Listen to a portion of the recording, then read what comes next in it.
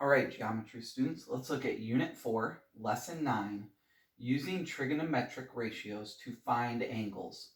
So our lesson goal is, I can use arccosine, arcsine, and arctangent to find angle measures in right triangles.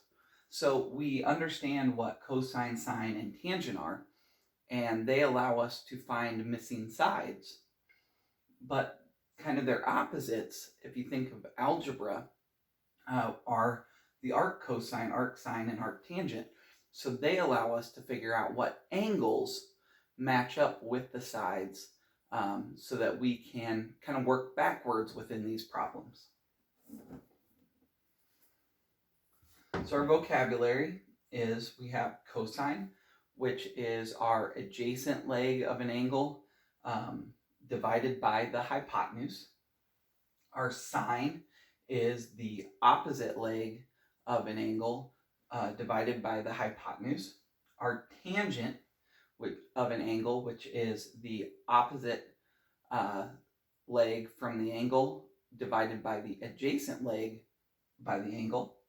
Trigonometric ratio are basically our division problems that are created. So these are all three trigonometric ratios. And our three new ones. Arccosine, method of using the cosine to find the angle.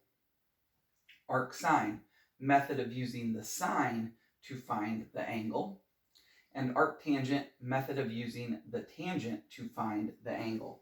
So essentially, we're just using cosine, sine, and tangent in kind of their reverse methods to find the angle rather than to find the sides.